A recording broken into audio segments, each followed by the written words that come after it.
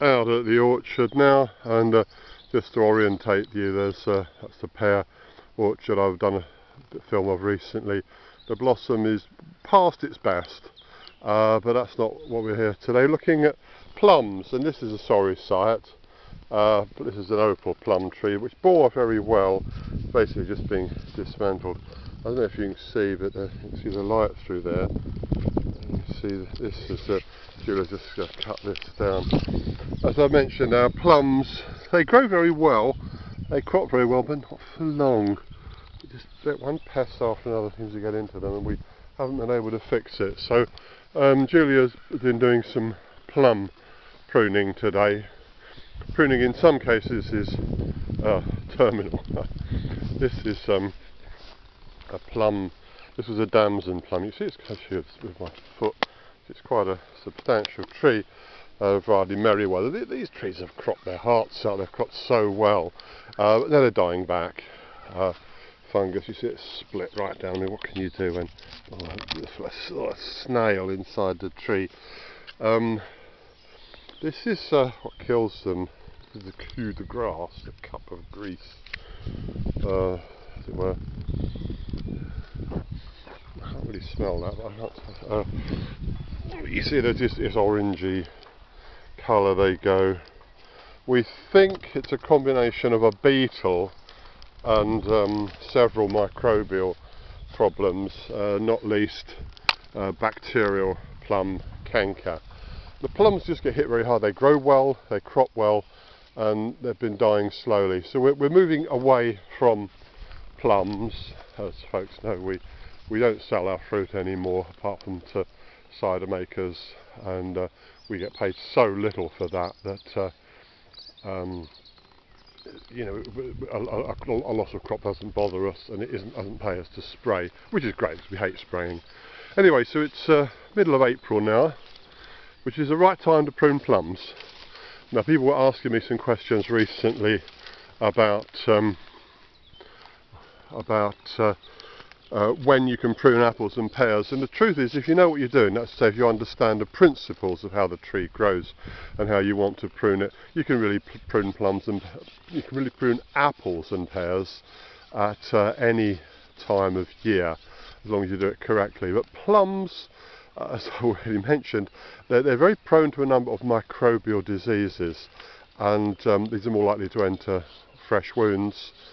So you should really only prune plums. There's a pretty good consensus of the experts and the books on this. I really only prune plums in early spring, high spring, what I call high spring, when the growth is strong, so the tree has its greatest vigour.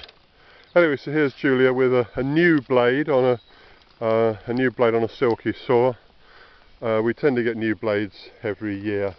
They're expensive, but as I often say in my droll manner, you know, what's a new blade for £39 or a new wrist when we get to heaven, which will be great, to put it mildly, but we're concerned with here and now.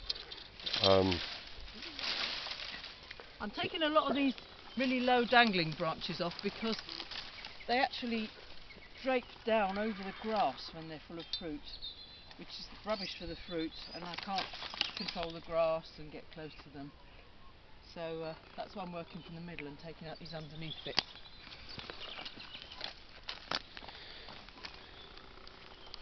See, this one drooping right down. By the time that's covered with fruit, that'll be laying right down there. I'm going to take the whole of that back. Here we can see these are very low. I didn't prune these at all last year. And, Incidentally, you've just made quite a rough cut there from above, and this split off there. But well, that was deliberate I because knew. I was just taking the weight piece off. Yeah. Now I'm going to take off the rest of this. Exactly. If you'd been planning to make a distinctive cut there, then you'd have taken more care to avoid that split. So I'm just supporting the weight of it, so I can go through that carefully. Yeah. This is where you have to be careful not to whiz through and make a cut you don't want. This is why we use these saws. They're less effort to use, less effort on the hand, but also you get these beautifully smooth cuts And that this don't is the need. fine-toothed one. We've also got the Yeah. coarse-toothed one, which is good for general destruction and cutting fibre. Very smooth cuts. Yeah. So what do you think of this tree? I mean, we used to have 10 damsons, didn't Yeah. we? We've now got 3. I think all of our plums are now infected. You can see the discoloration in the wood there. But these 2 damsons are growing strongly, and they seem to be able to live with it for a while. So I'll crop them as long as I can, really. Well, that's it. They're alive. That's quite a big. That bit of timber. It's sort of 8-9 inches diameter. When this tree does go, it will be nice, if possible, as long as it doesn't rot through. See if we can find a wood turner who'd be interested in this bit of plum. Blown instruments, flageolets. Made me a beautiful wooden flute out of some plum wood. That's right. Yes, Matt, the hippie Cambridge architect who has done some work for us, who designed and built our outdoors toilet and things. More dangly bits off with the loppers because they're too Chopping small dangly bits off with the loppers. You want to be they're too careful small with that to sort of thing. take off neatly with the saw. I'm going to keep a few of the low ones because I can just push them to one side with the mower. Yeah. So that's manageable, but what was there before wasn't manageable. We've got quite a lot of crossing branches here, which isn't good. Yeah. That's they rub and they cause wounds. We'll take that piece out there.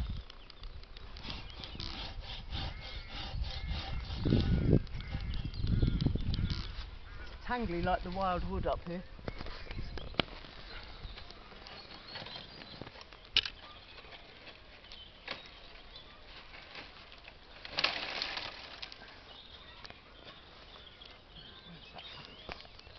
That's no good, it's growing in the shade under the tree, that won't give any good fruit. Will you be using the secateurs here at all? No. If I had one really nice prize plum tree in my garden, I would do the finishing off work with secateurs, but I haven't really got time to fiddle and manicure this. This is a pretty rough job. Yeah, we very much use the saw, people. Fiddly, tickly little pruning.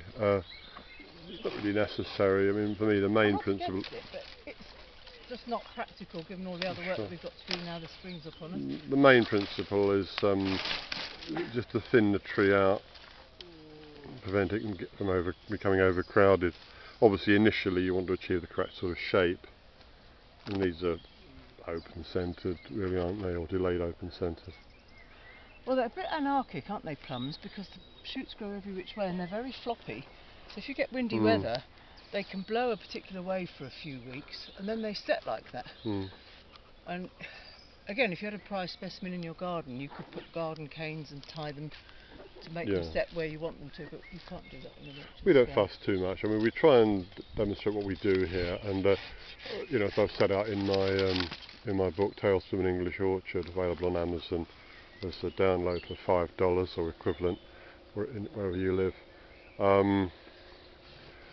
I've read all the books there are. We try and follow basic principles, but without making it too complicated. And you know, I pass on what we know.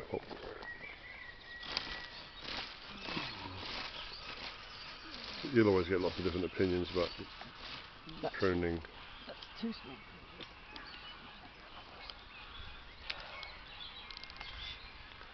Oh goodness, there's a few drops of rain. Yeah. Just I feel the weather was changing this morning. It's that very warm Atlantic air, moist Atlantic air coming in. Yeah. Oh, I thought this was a fire we were going to have. Never mind. Okay, so I'm just back off to give people an idea what's going on here. Yeah, so pruning of plums. Don't do it in the winter. It's best done about the second or third week of April, as a rule. I don't think this rain's going to set in. think we should be able to get a fire going. Okay, so we used to have 10 damsons. Now we've got 3. 5 years from now I think they'll all be gone. Our microclimate and our microflora and fauna, you know, beetles and bugs and bacteria, just don't seem to like plums here, which is a shame. Plum is a nice tree to have. If I could only have one plum, what would it be? Or I don't know, probably oak. Sorry? Blue tip. Well, that's a very sturdy plum. It seems to be more resistant to disease, doesn't it? But it doesn't crop every year, does it? Pretty well now they're mature, yeah. Yeah? Yeah, and it's very tasty. Okay, well it just goes to show, I was going to say opal. Opal are lovely, but they make a huge tree and they don't have a lot of fruit for the size of the tree. I was going to say opal because everyone thinks of Victoria, but opal is ready a good 2 weeks before Victoria, and I think it's just as good a plum. So if you have an opal tree, you can get plums before Victoria, and most people who've got a plum tree, it's a Victoria. So if you have an opal and your friend has a Victoria, you can trade plums and eat plums for longer. It's one of the things about plums is that they tend often to give very heavy crops. They can break branches. I've got videos about that from years back.